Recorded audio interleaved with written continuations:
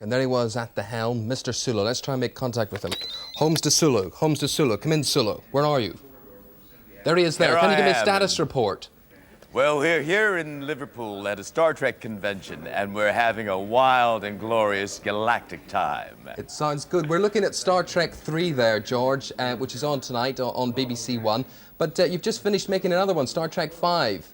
That's right. Star Trek 5 was... we completed principal photography on that in December, and it's scheduled for release in the States in June. I'm sure it'll be shortly after that here in Great Britain.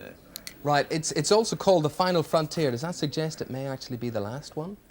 Well, we kind of tease you, don't we, with that title? But actually, we've used that phrase at the beginning of every episode of Star Trek when we say space, the final frontier. That's what it refers to. But I can assure you that that's all it refers to. It certainly won't be the last Star Trek movie. Good. We are delighted to hear that. Right, let's go to Dewsbury. Rita Bentley's on the line there. Hello, Rita. Morning, Eamonn. You a Star Trek fan? Yes, I'm an avid Trekkie. You looking forward to the Search for Spock tonight? Well, I've already seen it, sorry to say. Yeah, what did you think of it? Pardon? What did you think of it? Oh, well, this is why I want to have a word with George. Go ahead, yeah. George, hello. Hello, how Happy are May you? Day. Thank you very much. When I watched Star Trek 3 on video, I cried buckets of tears when the Enterprise died. And what I wanted to know was, when you read through the script, did you feel as though an old friend was dying? Well, as a matter of fact, when we first got the script, a very strange thing happened. I was reading, and all of a sudden there was a rather disjointed jump there, and I couldn't make head or tail out of what I was reading, so I looked at the page numbering, and there were 6 pages missing. And so I promptly got on the phone with our producer, Harv Bennett, and I said, Harv, I think the girls collating the script made a mistake. I'm missing 6 pages. And then Harv said to me, well, George, that's intentional. And I said, well, what do you mean by that? He said, well, we don't intend for you to have those 6 pages until much later. And I said, well, how can we prepare for a movie when there's a gap in that? There's no way an actor can prepare. But he said, no, trust me, you will understand why. And it wasn't until we were right at the point where we were to begin shooting that we got those scripts. And believe me, we were all shattered to make that discovery. There you are, Rita. I bet you never thought you would hear it right from the horse's mouth. I bet you thought you'd never speak to him. I know. Hey, big thrill, isn't it? Fantastic. It's great, isn't it? Okay, Rita, thanks very much for your call. I want to go to Pontypridd now. Robert Smith is on the line there. Hello, Robert. Very good morning to you, Eamonn. Hi, Robert. Good morning, George. Good morning, Robert. How are you? This morning? Just great. Great. I want to ask you, what were your feelings about Paramount Pictures' decision that you were too old to go on with the Star Trek series? The films? Oh, no, that wasn't the reason. Although I must say, we are getting a tad bit long in the tooth, aren't Oh, we? you look well to me, George. You really do, honestly. Well, for a the man of reason for that- 62, I think you look very well. Well preserved. It's the running. I did the London Marathon last Sunday, Oh, very and good. I think it's that keeps us looking halfway presentable. But that's not the reason why they decided to go with a different cast and move it another century up. Bill and Leonard have indicated that they are not interested in the intense work schedule of a weekly regular television series.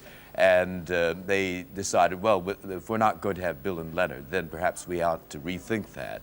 And they came up with the idea of placing it 100 years ahead of us. And the success of Star Trek The Next Generation, I think, is a testimony to the concept of Star Trek, that it can survive us and be transferred to another generation and another cast. Now, on the question of Star Trek The Next Generation, James Reynolds has phoned in from Milton Keynes. Hello, James. Hello. Hi, James. Have you seen it yet? Yes, I have. What do you think of it? I think it's really good. Yeah? I really enjoy it. Yeah? I'd like to say, George, I'm a massive Trekkie, the entire family of Trekkies. Well, thank you very much. And in fact, it's a funny story because when I was born, my dad didn't come to delivery because he wanted to, see an episode, to see the end of the episode. So I'd like to ask you, were you surprised at Star Trek? And what do you think of the Next Generation? Was I surprised by Star Trek The Next Yes, Generation? success. And do you like Star Trek The Next Generation? Well, frankly, I must say I was concerned for it when I first heard that was the approach to the new television series version of Star Trek, because I had my reservations as to whether the chemistry that we had would translate to another cast, and I felt that perhaps it might be unfair to saddle another set of actors with the name Star Trek that would conjure up certain expectations, certain aspirations, certain images. But again, as I said before, the fact that it has been successful means that the concept of Star Trek is valid, that it can translate to another setting, another time, and another set of actors as well. Do you think that in the 1960s, when the original Star Trek was made, George, that you were actually ahead of your time? I did think so, and I did think that perhaps Star Trek would not survive beyond perhaps a second season, because when we began Star Trek, I smelled quality with the series. It was a show put together with a great deal of care. It had a very good cast, and certainly our creator and producer, Gene Roddenberry, was a man of vision and integrity. And television is not known for respecting those qualities. So I thought perhaps we might have a couple of years of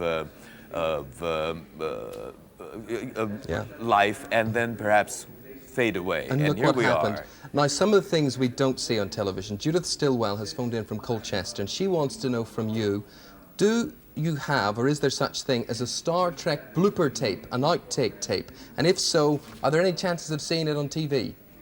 Well, there is a Star Trek blooper tape, but it's an unofficial reel of films. These bloopers were put together for as Christmas entertainment for us at our Christmas party when we were shooting the TV series version.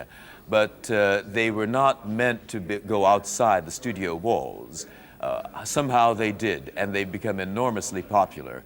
But then the Screen Actors Guild found out about it, and they stepped in, and they put a stop to it. So I'm afraid there won't be any future blooper reels. They feel that it's professional actors being seen in an unprofessional light, which I think is unfortunate, because I think it humanizes all of us. But there you are. The Screen Actors Guild is a trade union, isn't Maybe it? we can get it on the black market or something like that. Can you tell me what you're doing at this conference, this convention in Liverpool? What goes on there?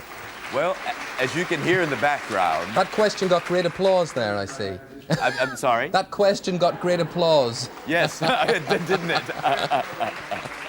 What's happening there? Well, what is happening is a congregation of about 900 Star Trek fans from all over Britain. Well, not just Britain. We have people from France, from Belgium, from Germany, and a few from the United States here as well. And we get together and share our common love and admiration for Star Trek, compare notes, and also it's a lobbying effort to get Sulu promoted to captaincy.